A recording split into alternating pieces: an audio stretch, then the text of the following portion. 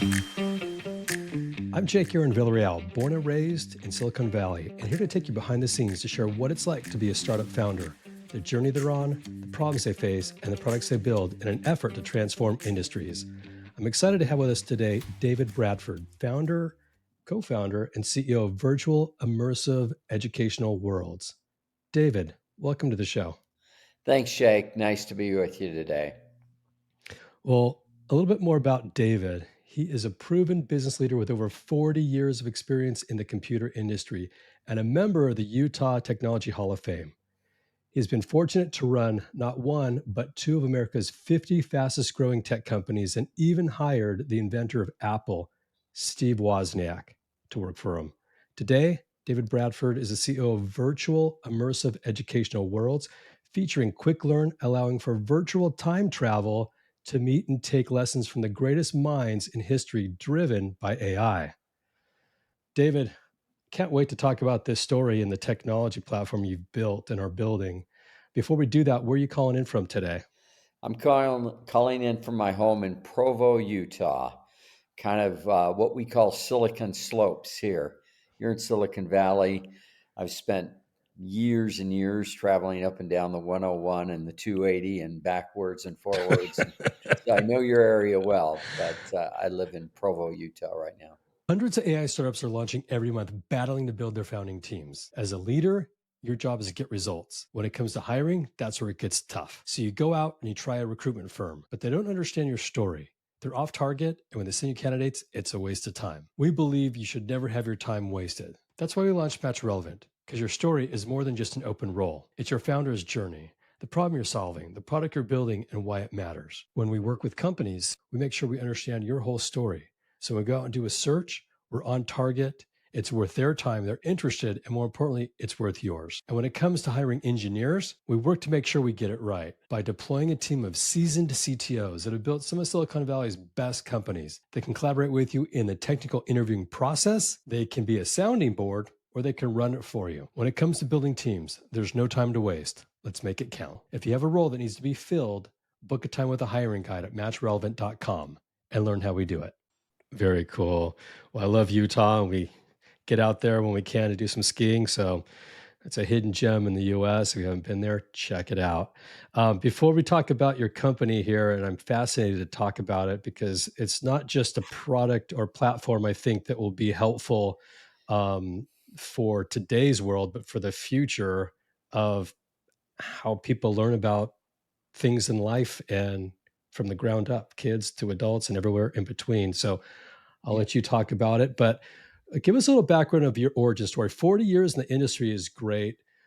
As a kid, were you the entrepreneur-minded kid selling lemonade and newspaper routes? Like, what's your DNA look like from just Very, very much so. I grew up in Burbank, California, and my first job at 14 was as a box boy in Alpha Beta supermarkets oh yeah, I remember in Alpha Beta. the San Fernando Valley, and worked in my dad's shop for years. Shot him, try to build up a company, have it fail, etc. Learned a lot of lessons observing that. But yeah, entrepreneurship is in my DNA. I thought I'd take the traditional route. I went to law school, got the first advanced degree in my family, and practiced law for in a private law firm for 3 years. But oh my gosh, so boring. And that wasn't in David Bradford's DNA. So I had a lot more energy and a lot more that I thought we could give the world. And so left the private law firm. And fortunately, I got hired in 1980 by a company called Prime Computer that was based in Boston, Massachusetts, actually Natick, Mass. And yeah, that started my 44-year career in computers and technology. Wow. It's amazing. I know we talked briefly and you had some really interesting stories, like that you had introduced Eric Schmidt, previously CEO of Google, to the founders of Google, and just the connection with Steve Wozniak. How did you connect with those really leaders in technology back in the day? Well, so I was the chief legal counsel for Novell from 1985 to 2000 and worked for three CEOs along the way. The last CEO I worked for was Eric Schmidt. Eric Schmidt had been early on at Sun Microsystems in the Silicon Valley there, worked for Scott McNeely and team there. And Eric, we were looking for a new CEO, and he'd been CTO at Sun, so we hired him as CEO of Novell in 1996. And so Eric was my boss from 96 to 2000. And God bless Eric, he expanded my view of the world and helped me go from just being, general counsel to running four different divisions at Novell. And when I left Novell, he and I left at about the same time in the year 2000. And I went and started running tech companies here in the state of Utah, and he went to Google. So he did all Yeah. right. Yeah. So that's Wow. the Schmidt story. The Wozniak story is a little longer, but he came to work as my chief scientist at one of my companies called Fusion IO, circa 2008, 2009. Wow. Great connections, great people, and God, what a lot of success there. Um, when we look at companies, we first look at the market and say, what problem are they trying to solve? And do they have a viable product that is solving the problem? I want to dive into your current company today. First and foremost, what inspired you to build what you're building, and what are you building? Well, while I was running Fusion IO and then HireVue, my wife decided to go get her PhD, and she succeeded in getting a PhD in instructional technology. And in that endeavor, she decided that she wanted to begin using video games for something good, video gaming technologies, and built one of the very first 3D renderings of a virtual classroom. And it was tested over, 150 students over 18 months. And it was found that students learning in our virtual world that we had created actually had higher learning gains than those who took the same course from the same instructor, same curriculum in the physical classroom. So that was a pretty ground shaking finding. And you can read all about it in Linda's PhD dissertation out of Brigham Young University. But it was that, I'd found her some software programmers to go build these virtual environments for her. Oh, I want to build, a game like system for learning and education. So that was the original inspiration. We then built a product after that that demonstrated the power of learning in immersive environments, and it was called Fluent Worlds. And it's language training software. Think of Duolingo, Babbel, those sorts of apps. But in our environments, you're actually going into a hotel. You're interacting with the hotel clerk. You're interacting in an airport, getting a ticket. And while you're doing that, you're practicing your language, be it English, Spanish, whatever. And so that was Fluent Worlds, and it's still the highest rated English language training app on the Apple iTunes Store. Almost a perfect 5-star rating with thousands of ratings and reviews. So that was Fluent Worlds. And then I'll just quickly explain AI 2 years ago exploded upon us. We then took that concept and said, hey, we can teach anything in our virtual worlds. And we'd already created roughly 50 virtual worlds. We now have over 100 virtual environments that we built using 3D modelers. And our latest is Benjamin Franklin teaching in Independence Hall in Philadelphia, where you can interact with Benjamin Franklin. And so now using AI, we imbue into Benjamin Franklin or Albert Einstein or Leonardo da Vinci all knowledge that they would have had. And then they're able to speak it.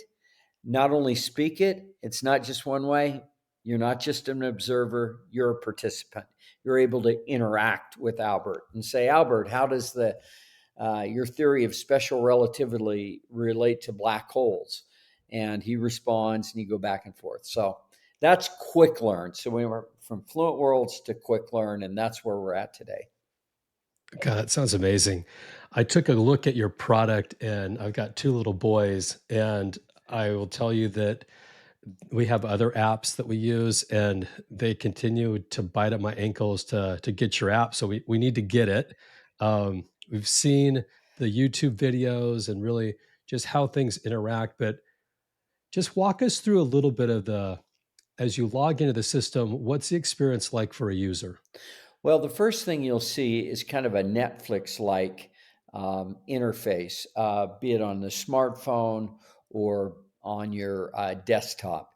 And by the way, our platform is based in a gaming engine called Unity 3D, and it allows for lightweight immersion in these environments on your smartphone, desktop, etc. So that's a really distinguishing characteristic, to be able to walk through the pyramids on your smartphone and interact with Cleopatra. It's pretty cool experience. And so what people will see is a series of courses um, that will say, learn about ancient Egypt from Cleopatra. Click here, enroll in course. Boom, you enroll in course. And there's 2 or 3 free courses on the platform.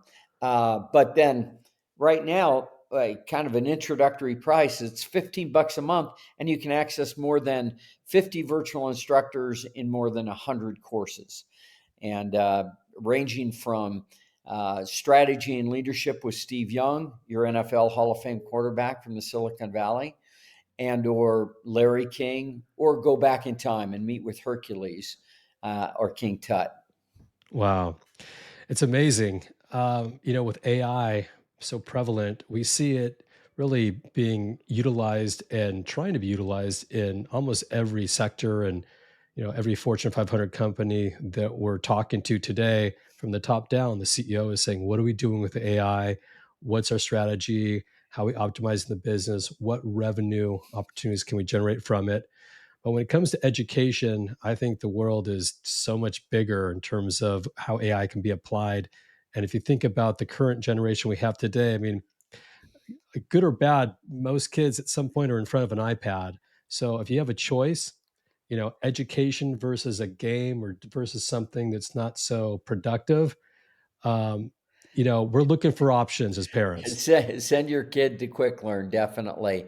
Make him play in Quick Learn for 30 minutes a day rather than playing, some shoot 'em up game. So, yeah, we've tested it with the Duval County School District in Jacksonville, Florida, where we had over 140 students take a course in Quick Learn from their virtual instructor. Now, the real world guy's name is Daniel Flint. He was the Florida History Teacher of the Year in 2022. And we created an avatar of Daniel and imbued in that avatar all knowledge that he has relative to American history. So, what he did, we have a course creation portal where he was able to upload his voice, his audio files, and then his PowerPoints, his Word docs, his curriculum, etc. All got dumped in to his courses, and we created 18 modules on American history based on Daniel Flint's teachings and background. And so then the kids who were taking American history from Daniel would go home at night and interact with their virtual instructor. But it was Daniel's voice. It was his, looked just like Daniel, looks just like Daniel. And the kids then, they did that in March and April. And then in early May, they took their Florida State history exams. Their their scores soared 12 points. And it was something that the school district superintendent of Duval County said he'd never seen before. And we asked Daniel, well, what was it due to? Were there other factors that influenced this? He said, 100% quick learn. Wow, that's a great credibility point. Yeah. You know, you've had a lot of experience with technologies and technology companies. Why is this space important to you? Oh gosh, I go back to the the big stepping points, the signature points in time in the computer industry. When I joined the computer industry, we were just moving out of the mainframe computing industry that was featuring IBM and Honeywell and Cray, et cetera. And then we went to an era for about 5 years called the super mini computer. Now, it sounds like a small computer, and it was relative to a mainframe, but it still cost $500,000. So it was a big computing environment. In 1981, IBM came out with the first business personal computer. And so, again, that was a signature point in time for moving from mainframe to super mini computers to the personal computer. Then the next big jump that affected everybody, now we have this personal computing device in front of us, helped by Apple and IBM and so forth and so on. And then you came to the late 90s and the internet exploded upon us. And I remember 96 first learning about it. A guy named Joe Firmage came in my office, said, I'm resigning from Novell. Dave, thanks for all your relationships and, friendships over the years, but I'm going to Silicon Valley and I'm going to build, a site where you can create websites. I'm going to build something where you can create websites. Well, what's a website, and so forth. So that was the era of the internet exploding upon us for the next 4 or 5 years. I see AI is doing the same thing. That's what floats my boat these days. Artificial intelligence is going to impact every phase of our life, whether we like it or not. And so it's up to the good people of the world to be able to grab hold of AI and do something positive with it. Sure, the internet has its downside and its dark side and so forth. Same thing's going to happen with AI, of course. But if the good people of the world can come together and build upon AI and use it for something good, that's my last mission in life, if you will. I love that. Yeah. I'm a big believer that AI was really going to help humanity in a positive way. And of course, there's always risks, but if you start just with education, I mean, what a great place to be in, I think, in today's world. And Uh, when I think about education, I think about it broadly, right? I think about it in terms of corporate training. One of my companies was HireVue over time, and we sold our software to CHROs, Chief Human Resources Officers, and they always had a learning and development department, et cetera. But see, we can take all of that curriculum that is housed in some HR department or learning and development department and create a course featuring the CEO of that company, teaching people about the history of the company, teaching about its products, et cetera. We create a character, imbue in them all that knowledge.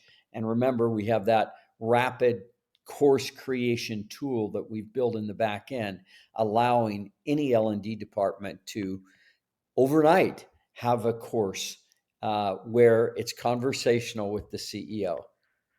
That's great. Give us the vision of the company. So we talked about education for kids, and sounds like for corporations with AI embedded into it. What's the North Star? What are you shooting for? Well, I just think that training needs to become 100% scalable. You know, the old school way of doing things pre-COVID, et cetera, you'd have a corporation of 300,000 people and, oh, you'd bring 1,000 people in every month to your corporate learning and development headquarters in New York or Dallas or Silicon Valley. And you get those people trained in a physical classroom and then you would send them out. But this is a digital world. We should be able to get absolute information about their experience, about learning about it, and with a dashboard that would have, oh, okay, here's the sales training they received. And Bob spent 6 hours in virtual training, being trained by Einstein on sales, or the company president on sales, whoever the character is that's doing the training. And so we should have all of that information at our fingertips in order for us to improve. That's the end result. I'm fond of saying that 60% of the success of any company is based on its people. And so you've got to have a platform that's completely scalable, that's accessible now. So now when that person goes back to Singapore or wherever they, got their training, now they can go in and do a refresher course with the CEO himself and have this natural interaction. That's the crazy thing about AI now, and the way in which we've implemented our large language model is it's just so natural. And Einstein will come back and say, in fact, he did this yesterday to me. He says, "Now, what are you planning to do the rest of your day?" "Oh, I'm planning to, go fishing this afternoon." "Oh, which stream are you going to fish in? Which lake are you going to?" "Oh, I'm going to climb Mount Timpanogos." "Oh, are you going to go up the Tipanuki Trail, or are you going to go to the Aspen Grove Trail? And, can I give you any tips on hiking or fishing or tying flies or whatever?" Proactively. And it's like, what? You're going to have this personal learning assistant throughout your life. And that's, I guess you asked me, where does this go? I just want to be walking down the street and want to say, "Hey, Hercules, give me some tips on finding joy in life today." Yeah. And Hercules talks back to me and says, "You know, I had rough patches back in ancient Greece, but I overcame them with doing this, this, and this. Hope that works for you. Let me know. Call me Yeah. tomorrow. Talk to me tomorrow." I mean, no, yeah, crazy stuff. Yeah, it's very engaging, and it's also something that you can learn from, but maybe more importantly, it can change your state of mind. I mean, it's not like you're walking around in a positive state of mind all the time, and just to have something that can kind of lift you up when you need to, or a tool that can really be a companion at times when you need it, and maybe you don't want to talk to anybody. You just want someone to give you some insight. What One of the interesting things in these virtual environments is the shyer student always performs better, because they won't speak up in class, they won't raise their hand in class, but when they're dealing with Daniel Flint, their virtual instructor, they'll ask him anything, and there's no judgment, and they feel completely comfortable, so they get the answers that they need to help themselves. So yeah. Wow, that's so cool. Oh my God. I got to definitely get the kids on this one. Um, what's the biggest challenge for the company so far? You've been in business how long now? This is not your normal VC backed, metrics driven organization. At this stage of our careers and lives, we're able to build what we want when we want to. So if we hear about a new innovation to do XYZ, or port this to the new Google glasses or the new Apple, thing, we can do that in a nanosecond because we have a small, flexible team. And so I love that. Eventually, we need to scale this and need to drive sales, et cetera, using classic digital marketing and those sorts of things. And we will do that at some point in time. We've had a lot of interested buyers in the company. Uh, Anyone who needs a strong AI training education story uh, looks to us, because no one's done quite what we have done, because we do it in virtual environments. It's completely adaptive. So when your 8-year-old goes in there, Einstein's going to ask him some questions to gauge his knowledge of physics, and then he'll gauge his answers depending on what your 8-year-old son is saying. Oh, wow. Really cool. Yeah. Wow, that's awesome. Well, it's good to be in a position where you're not driven by Wall Street to have to, grind away and hit the numbers. Um, I want to shift gears a little bit here. You've been in business a long time. Um, what are the keys to making a successful company, in your opinion? Gosh, I'm fond of saying it takes four things. earlier in our conversation, I talked about people. 60%, of the success of any company is based on its people. Now, you've also got to be in a fast-growing market. You got to look around, you got to understand, you got to think through what's the future look like, and what are some of those growth industries, et cetera. So you need a growth industry. The third thing you want is you've got to be able to solve a pain point. I remember some years ago, I was a long jumper, and I was when I turned 50, I was going to break the state long jump record for seniors, and Wow. I was running down the path to do my long jump and go over 20 feet or whatever, I can't remember, and I hit the push off board, and my right hamstring snapped Oh, because I was not as flexible as I was when I was 18 long jumping in high school. And so it snapped. And I remember the mortal pain that I was in. I was flying through the thing, getting ready to land in the pit. And I'm thinking, I don't know what passed through my mind, but it was essentially I'd pay $1 million to get rid of this pain right now. wow. And I think that is, something that every entrepreneur has got to be thinking about. People will write checks to solve their pain. So you got to create longer term a great cash generating machine, but you only do that if you're solving someone's pain. And that's not just supplying a want to somebody. Hey, I want to have a better experience. No, you have to be solving a need based. And so I would say finding a pain point is that third thing. And the fourth thing that I would is any company needs capital if it's going to grow. In our case, it was my own capital, but other companies, you got to go out and be ready.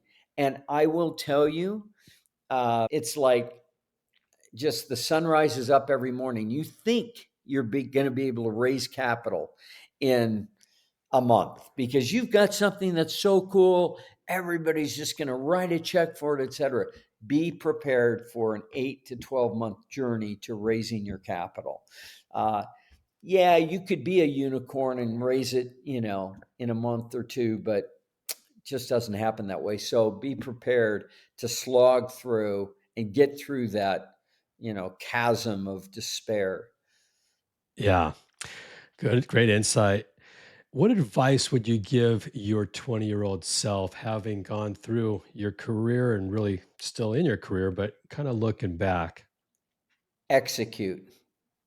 I love Nolan Bushnell. He was the founder of Atari, and he was also the founder of Chuck E. Cheese, coincidentally. And he wrote a book some years ago called Finding the Next Steve Jobs. It's a wonderful read. It's about 100 pages, kind of big print, et cetera. Wonderful. But in that book, Nolan talks about the concept that everybody who's ever taken a shower has had a great idea. It's the person that gets out of the shower, towels off, and goes off and does something about it that wins the day. And so, whether it's just filing in articles of incorporation or filing for a trademark or something, do something concrete to execute on that idea that you had. So, execution is a big deal. Yeah. God, there's a lot of things that you can prepare and do and sit down at your desk and write out. But if you actually don't make good use of that data and execute with it, the perceived value is nothing because no one's going to hear or see it. So I totally agree with that. You know, as you, But just, I mean, look at yourself, Jake. You could have sat around all day long and never created a podcast. You could have thought, oh, I could create this talent podcast and thought about it and thought about it and thought about it and never done anything about it. And you and I would never be talking again. And so, that's the point. You went out and actually did something about it. You bought a microphone, you did a setup, you got some software, execution. yeah, I totally hear you. And it's true. Sometimes it's hard to do things you don't always have the courage to do it or just the follow through, but it's amazing what happens when you just take those little steps. Um, you know, as you look at, I guess, going forward here uh, with your company, um, 2025 is around the corner for you. What's on the roadmap that you're excited about? Well, honestly, and I'll be transparent, I've been at this a long time. And I have 17 grandkids, and Oh, I wow. love them to death. I Yeah. need to spend more time there than I am spending on podcasts and videos and creating the next generation of online learning. And that's what we've done. It's built, it's done. And so, if there's a buyer, if there's a transition opportunity, we need to get this to people like Jake to run because, I'll be 74 here shortly. And I just need, some people to maybe come together. Maybe it's a funding scenario, maybe it's a buyout scenario. I'm not sure. But at some point, Dr. Linda and I need to transition this to the younger generation. Eh, Listen, we've we're still functioning fantastically well and creating great stuff every day, but it's still I'd like to see this in some younger hands Yeah. that No, could be a little more direct. yeah, I love that. And I'm sure that there's absolutely some people interested in taking what you have and really bringing it in the market in many different ways. Um, you know, I want to talk a little bit about as a company because you've been running many companies, but one question that always comes up with founders is, should they have outside coaching or should they have a personal board of advisors? What are your thoughts on that? Wow, just look at my DNA. Every company that I've ever formed in the last 25 years, I surrounded it with a great advisory board. I always start with a great anchor member of that advisory board, and then you're able to move beyond that. Wozniak started as a member of our advisory board at Fusion IO, and because of his technical acumen. And Larry King, the famous CNN announcer, interviewer, Larry was on my advisory board at HireView. You start with that anchor tenant, if you will, and then you can surround that. But my gosh, you need both a personal and professional advisory board. And people are fond of saying that you're the average of the five people with whom you surround yourself. You're the average of the five people you surround yourself with. So I don't know who you play golf with or pickleball or, go hiking with or whatever, but surround yourself with great people that can lift you up. And so I'm huge advisory board uh, proponent because it's not much from the standpoint of an advisor to be a member of an advisory board because they don't have a fiduciary capacity like they would if they were an actual board of directors member. So, and it takes, an hour a month to get on a phone call with the founder and say, hey, we did this when I was at Sun Microsystems or Prime Computer or whatever it is. And those learnings are so valuable and they can lift you up. You should have your personal advisory board, Jake, for what you're doing in the talent world and podcasting and this, that, and the other. Yeah. No, I've got a coach, but I like the idea of the advisory board. What for those out there that maybe are running their own companies or like this idea, how do you structure that? When you go out, maybe you find two or three people that want to be part of, your mission.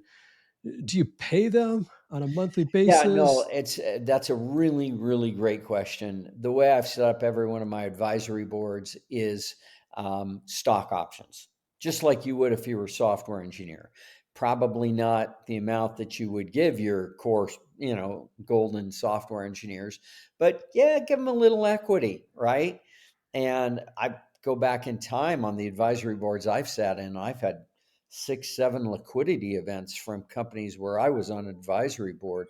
I think of Omniture in this state of Utah that got bought by Adobe Yeah. and suddenly had a check for, I don't know, $100,000, $200,000 for, Wow. a call once a month. So advisory boards can be lucrative for those advisors.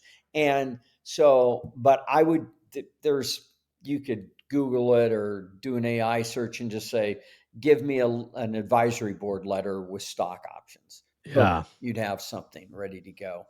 Yeah, you could call a lawyer. That's one of the industries that is going to be completely disrupted by AI. But hey, just AI, give me an advisory board letter with stock options, and confidentiality. And it's like a 1 or 2 page letter agreement. Dear Larry, want to welcome you as member of the Higher View Advisory Board. My expectation is that you'll spend 1 hour a month, 1 hour a week, whatever it might be, giving me advice when I call you on fundraising, specify whatever their expertise is, product development, etc. And in exchange for that, we're going to give you an option of 10,000 shares vesting over a 2-year period, 1/24th a month. So, etc. So you do the math, and they get maybe 600 stock options that vest every month as long as they're a member of your advisory board. Yeah. Yeah, make sure you've got a 1-year or 2-year term on it so that they're incented to respond to your questions over a period of time, etc. Yeah. That's really Easy to cool. do. Yeah. Well, I'm really excited to see what the future holds for your company. And like I said, I know there's a market for it. Now it's just a question of, how quickly can it get in the hands of people that know about it and hear about it. So Yeah, there's definitely a strong go-to-market strategy, um, and we just need to find those that want to partner with us, if you will, and drive that GMT, go-to-market GM, whatever strategy. if anybody wants to find your company or the website or try the product, where do they go? It's simply quicklearn.ai, and it's spelled QUIK learn, quick learn, all one word, leave out the C, quicklearn.ai. Boom, you're in. That's where you find that. If you want to find me, if you want to connect with me, I've got, I don't know, 32,000 followers on LinkedIn or something like that.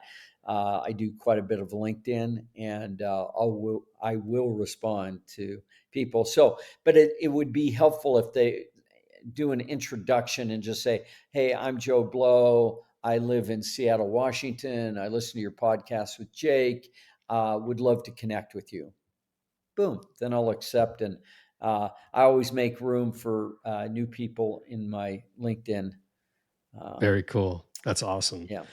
Well, I can't wait to see what the future holds for you. And I just really a model entrepreneur in my book of where you started and where you're at now with the 17 grandkids. Yeah, go spend time with them because time goes quick and, you know, it's In the end, valuable. it's the most important thing is that family long term and eternally and so forth. So, and anyway, so I Yeah, appreciate this time with you, Jake. And now I've got to get on another quick learn call, which is fascinating. I always love demoing what we've done because it's so riveting. Oh my gosh. Uh, yeah. cool. Well, we'll let you go. I want to thank you for coming on and sharing your story and for all the listeners for listening today. It means a lot to me. You spent your time with us. I'm your host, Jake Aaron Villarreal, signing off for now, but can't wait to catch up with you all on the next episode. Until then, take care. If you like what we're doing, don't forget to subscribe. Leave a review on Apple Podcasts or wherever you listen. And follow us on YouTube, where we go behind the scenes to learn what it takes to be a startup founder.